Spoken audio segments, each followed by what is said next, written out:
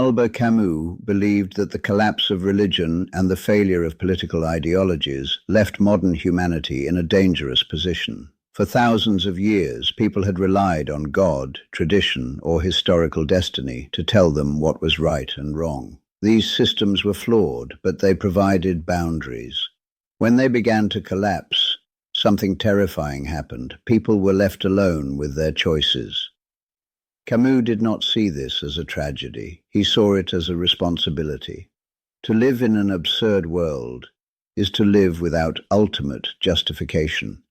There is no divine command telling you what to do. There is no historical necessity pushing you in the right direction. There is only the human being in front of you and what you choose to do to them. This makes morality more fragile, but it also makes it more real. When morality is handed down from above, people can obey without thinking. They can commit cruelty in the name of obedience. Camus had seen this in fascism, in Stalinism, and in religious violence.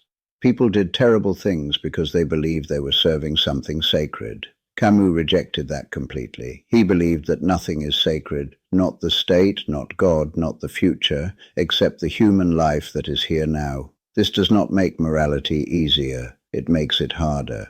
You cannot hide behind orders. You cannot say you had no choice. You cannot justify harm by appealing to something higher. To stay moral in a world without meaning is to stay attentive to suffering. When someone is hurt, something is wrong. You do not need a theory to know that. Camus believed this simple awareness was the beginning of ethics. Camus believed that moral systems built on rigid rules eventually become inhuman. Rules do not see faces. They do not hear voices. They do not feel fear. They only apply. When people obey rules without awareness, they can commit cruelty with a clean conscience. This is why Camus distrusted moral absolutes. He did not believe that good and evil could be reduced to formulas. Life is too complex. People are too fragile. When you turn morality into a system, you risk losing the very thing morality exists to protect: human beings. Camus believed that ethics must remain personal. You must look at the person in front of you. You must see their vulnerability. You must feel the weight of what you do to them. This does not mean that anything goes. It means that responsibility cannot be outsourced. When morality comes from above, people ask, is this allowed? When morality comes from within, people ask, what will this do to someone? Camus believed the second question was the only one that mattered. Albert Camus believed that one of the greatest dangers in human history was the belief that someone possessed absolute truth. When people believe they know what is ultimately right, they stop listening, they stop doubting, and they begin to justify anything in the name of that truth. This is how violence becomes holy. Camus had seen it in religion, he had seen it in revolution, he had seen it in nationalism. Every ideology that claims to possess the truth eventually demands sacrifices. But in an absurd world, there is no final truth waiting to be discovered. There are only perspectives, experiences, and suffering. This does not mean that nothing is true. It means that no truth is worth killing for. Camus believed that doubt was a moral virtue. When you doubt your own righteousness, you are less likely to become cruel. When you admit that you may be wrong, you leave room for the humanity of others. To stay moral is to remain uncertain. Camus believed that morality is not about knowing what is good. It is about knowing what you will not do. In a world without sacred rules, limits become everything. A limit is the line you refuse to cross, even when crossing it would bring you advantage, power, or victory. Camus believed that the most important moral limit is the refusal to dehumanize. You do not torture, you do not murder, you do not turn people into tools, even if your cause is just, even if your anger is understandable, even if the future seems to demand it. Camus rejected the idea that ends justify means. He believed that the means create the ends. When you use cruelty to achieve justice, you do not get justice. You get a world where cruelty has become normal. In an absurd world, there is no future that can redeem violence. There is only the suffering it creates. To stay moral is to stay within limits. Camus believed that if nothing is sacred, then human life must be. Without God, without destiny, without ideology, there is only one thing that remains beyond negotiation, the fact that other people suffer. This suffering is what binds us. Solidarity for Camus was not a political slogan, it was a recognition. You look at another person and see a being as fragile and temporary as yourself. That recognition creates obligation. You do not hurt them because you know what it is to be hurt. This is not sentimental, it is grounded in shared vulnerability. Camus believed that morality begins not with principles, but with faces. Albert Camus believed that the absence of meaning makes every choice heavier, not lighter. When there is no God to forgive you, no history to absolve you, and no future to justify you, your actions remain what they are. You cannot erase them. This is what gives morality its seriousness. To stay moral in an absurd world is to act knowing that what you do will not be undone. When you hurt someone, that harm simply exists. It does not disappear into destiny. Camus believed this was the deepest reason to be careful. Albert Camus believed that one of the most important moral qualities in an absurd world is humility. Not humility as self-deprecation, but humility as the awareness that you might be wrong. When nothing is sacred, no belief is beyond question, and no one is entitled to absolute certainty. This is what protects us from becoming cruel.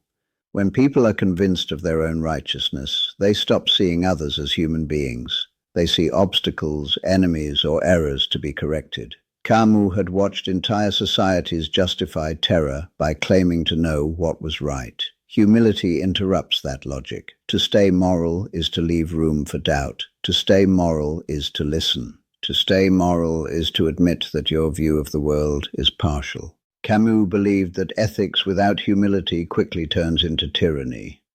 Camus believed that morality in an absurd world must be practiced without consolation. You do not act kindly because it will be rewarded. You do not resist cruelty because history will remember you. You act because another person is in front of you. This makes moral life quiet and lonely. There is no applause from the universe, no guarantee that your goodness will matter, no promise that justice will prevail. And yet, you care anyway. Camus believed that this was the purest form of ethics. Albert Camus believed that the greatest moral danger in a meaningless world is not chaos. It is justification. When people believe there is no higher order, they are tempted to create one of their own. They invent causes, identities, and missions that give them permission to hurt others. Violence almost never presents itself as cruelty. It presents itself as necessity. People say, I had to do it. They say there was no other way. They say the situation demanded it. Camus believed this language was the beginning of moral collapse. When you justify harm, you stop seeing the person who is harmed. You see only a goal, a future, or a cause. The victim becomes an obstacle. In an absurd world, nothing justifies turning a human being into a tool. Camus did not believe that evil people do terrible things. He believed that ordinary people do terrible things when they stop feeling responsible for what they do.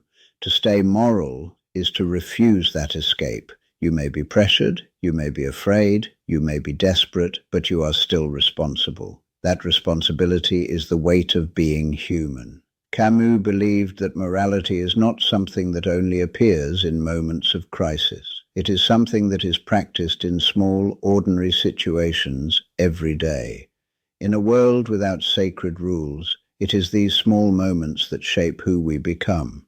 How you speak to someone when you are tired. How you treat someone who cannot help you. How you act when no one is watching. These are the places where ethics lives. Without God or ideology, there is no invisible authority keeping score. There is only the person in front of you and the impact of what you do to them. This makes even small acts matter, a careless word can wound, a patient silence can heal, a simple kindness can change the shape of a day. Camus believed that this is why moral life becomes more demanding when nothing is sacred. You cannot rely on rules. You must rely on attention. Attention means noticing when someone is struggling. It means seeing when you have power over someone. It means being aware of how easily people can be hurt. In a meaningless universe, this attention is the closest thing we have to justice. To stay moral is not to be perfect. It is to remain awake. Albert Camus believed that the most important moral act in an absurd world is the refusal to participate in cruelty.